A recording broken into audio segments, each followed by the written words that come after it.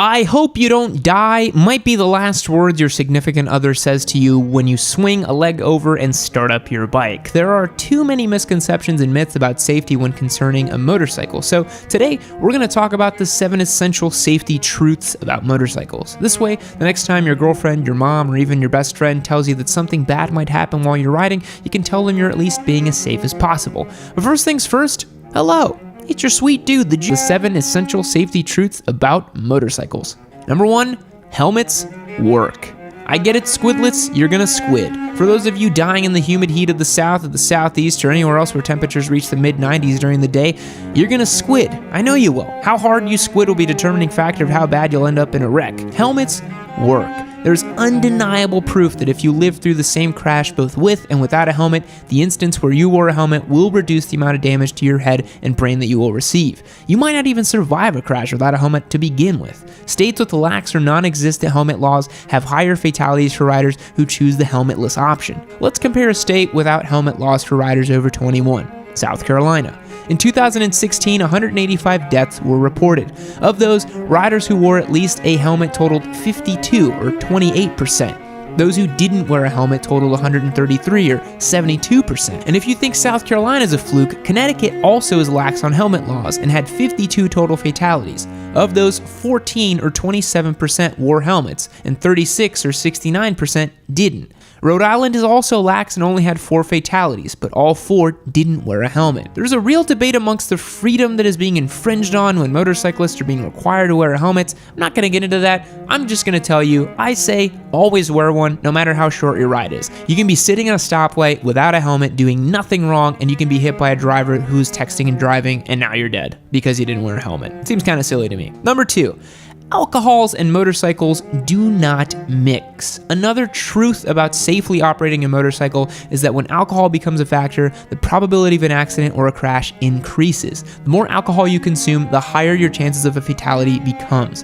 Alcohol is only one out of the many factors of a crash, but it is a determining factor in a lot of crashes. If the rider didn't drink, the turn may have been possible at that speed, he could have reacted fast enough, etc. Don't drink and ride, and you'll probably be able to ride a lot longer. A few numbers to think about regarding alcohol and bikes. In 2016, 4,900 motorcycle riders were killed. 25% died drunk with a BAC or blood alcohol concentration of over 0.08, and another 7% died under the influence of alcohol, 0.01 to 0.07 BAC. It doesn't matter how you feel or if you think you're not drunk. Seriously, don't drink any alcohol and ride. Poor judgment before getting on your bike will only increase tenfold and most likely cost you your life down the road. As we know, riding requires the utmost of confidence, reflexes, and full body control. Even if you think you're fine, chances are your reflexes are dulled and you won't have a nice time on your ride. As an anecdote, way back in 2015, I went out with some friends to grab some drinks and I was on my bike. I literally only had 2 beers, barely enough to catch a buzz for my body size. But jumping back on my bike felt really sketchy. I pulled out of the parking lot and realized that I was way over my head, pulled over, and decided to just wait it out before riding home. After that, I have a hard and fast rule. If I'm drinking alcohol, I can't ride for the rest of the day. Period. Number 3. Gear works. Some riders think that gear has a speed limit and that armored jackets, full race suits, boots, and even gloves don't matter after a certain speed or below a certain speed. The truth is that it works at any speed, in any situation. It will never perform less than not wearing gear. A rider that's wearing jeans and a t-shirt will suffer a significantly larger amount of road rash on the low side than a rider wearing a mesh armored jacket. Having something, anything really, there where you make contact with the ground is always going to be better than nothing. And to be honest, jeans and t-shirts are basically like nothing. The cost of a jacket, even with factory padding, is worth it if it's going to prevent the ER nurse from scraping sand out of a possible road rash. If your gear works just once, it did its job. Squidding is for comfort, for being cool, whatever it is you want it to be. It's being anything but safe.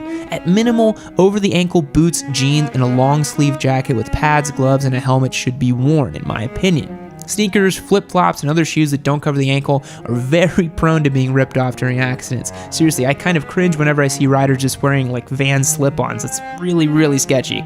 Number 4, the highest risk riders. You know who you are, you turbo boosa squidding mother. I'm just kidding. Surprisingly, the demographics for riders with the highest risk of becoming a fatality indicate that it is age groups over 30. Those young 20-something-year-old squidlets on their new R6s popping dank woolies down the main drag surprisingly meet the end less than the older crowd. Why is that? With age comes confidence and tolerance, so some think. Riders, especially over the age of 40 years old, accounted for 54% of all motorcycle deaths. Extending that group to 30 and older, and the statistic becomes 72%. This means riders under 30 accounted for only 28% of all fatalities. Congratulations, young squids, you have the smallest risk based on age alone.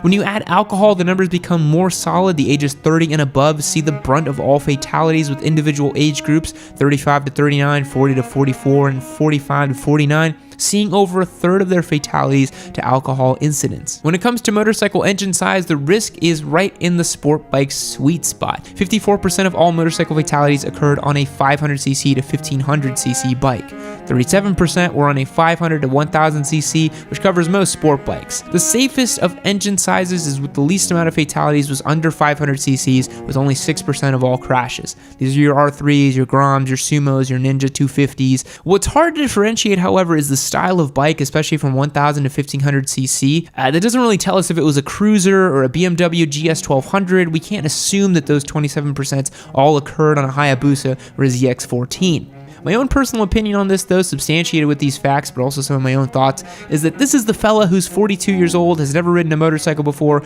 goes and buys some big bad bike because they think they're too cool for the little stuff and too cool for helmets, and then they have a low-speed crash, but it becomes deadly given that lack of gear. That's just my 2 cents, though. Number 5 is dangerous scenarios. Just like speed and alcohol are factors for a crash, so is the location, time of day, and type of road. Of all the fatalities, 59% occurred during daylight to mostly clear skies, and the accidents occurred on non-interstate areas and urban areas. This brings us back to be cautious for cars. More cars drive during the day, hence the increase in accidents. Motorists are most likely to be distracted during the day because of business calls, appointments, concerns, texting. Drivers on the phone are some of the worst dangers because they already can't see you and they're not paying attention to their driving. Be careful, be extra careful, and leave plenty of room in front of you, or just get out from traffic if you can.